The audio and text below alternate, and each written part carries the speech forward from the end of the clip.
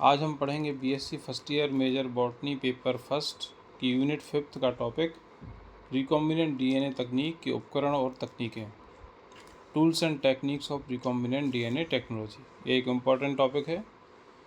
इसमें ये डायग्राम आपको बनाना पड़ेगा। इसमें नीचे आप फिगर लिख के और इसका डायग्राम बना दीजिएगा।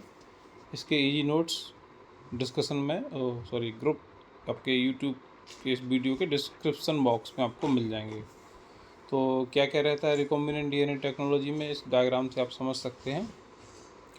रिकॉम्बिनेंट डीएनए टेक्नोलॉजी का मुख्य उद्देश्य किसी भी जीन्स की या डीएनए की बहुत सारी कॉपी बनाना होता है। आप सभी जानते हैं कि डीएनए जेनेटिक मटेरियल है जो हमारे कैरेक्टर्स को कंट्रोल करता है। तो विभिन्न एक्सपेरिमेंट्स के लिए हमें जीन्स को कॉपी करना पड़ता है। तो कैसे कॉपी करेंगे देखिए। यहाँ पहले आप प्रोसेस समझ लीजिए। ये है फॉरेन डीएनए, ठीक। फॉरेन डीएनए को हम पहले कट करेंगे। फॉरेन डीएनए में से जो भी पोर्शन हमारे काम का है उसको कट करने के लिए हम यूज करते हैं एंजाइम्स का, जिन्हें बोलते हैं रिस्ट्रिक्शन एंडोन्यूक्लिएज। ये देखिए, रिस्ट्रिक्शन मतलब होता है काटने वाले, एंडोन्यूक्लिएज मतलब बीच से काटने वाले। तो रिस्ट्रिक्शन एंडोन्यूक्लिएज एंजाइम, इसका नाम है EcoR1। इससे हमने फॉरेन डीएनए को कट किया तो ये हमको ऐसे फ्रेगमेंट्स या टुकड़े मिल जाते हैं। इनके सिरे जो हैं ये कहलाते हैं स्टिकी एंड्स, चिपचिपे। तो इसको आप ध्यान से बनाइएगा, इस तरह से बनेंगे ऐसे, ठीक। ये आपका बन गया। इसके बाद दूसरा स्टेप क्या है, एक डायरेक्शन आपकी ये हो गई ऊपर वाली, ये वाली डायरेक्शन, ठीक है। यहाँ आपने अलग काम किया। दूसरी डायरेक्शन अलग टेस्ट ट्यूब में आप क्या करेंगे, प्लाज्मिड वेक्टर लेंगे। अब ये प्लाज्मिड वेक्टर क्या होते हैं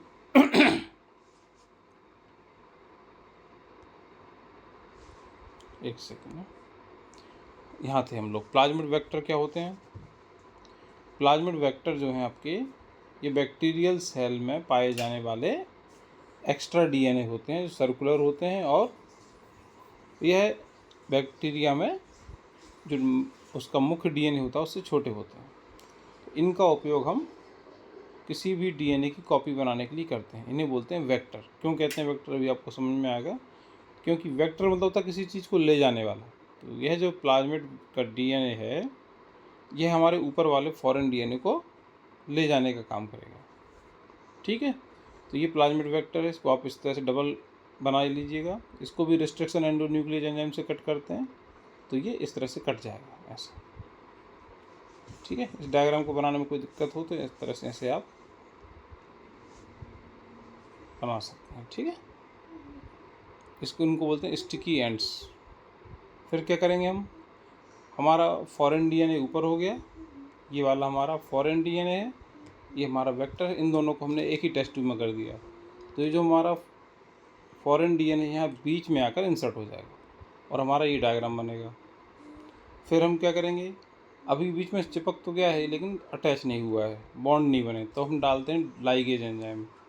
लाइगेज एंजाइम इसको अच्छे से जोड़ देता है और ये हमारा बन गया रिकॉम्बिनेंट डीएनए।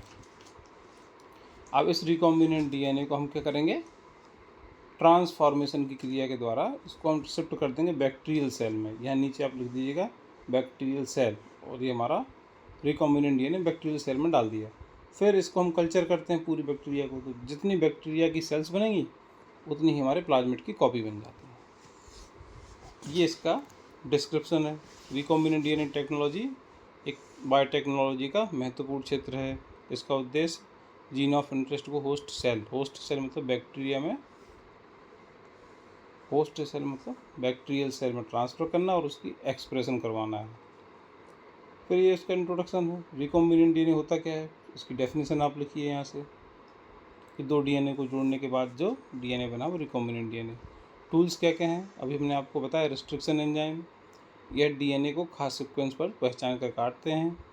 इससे ब्लंट एंड और स्टिकी एंड उत्पन्न हो सकते हैं। ब्लंट एंड क्या होते हैं, कट करने पर जब इस तरह से सिरे बनते हैं तो इन्हें बोलते हैं ब्लंट एंड, और ये जब बनते हैं तो इसे बोलते हैं हम स्टिकी एंड। इनको ज़्यादा डिटेल्स में जाने की इतनी है।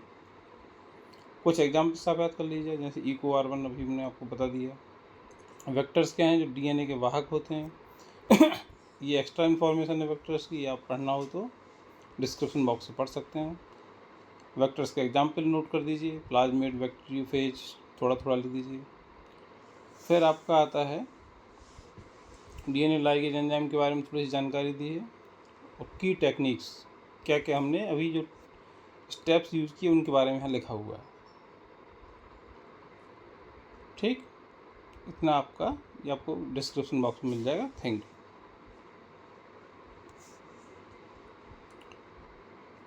वीडियो को आप लाइक करें और सब्सक्राइब करेंगे तो आपको नेक्स्ट वीडियो डालेंगे उनका इन्फॉर्मेशन आपको मिल जाएगी। Thank you.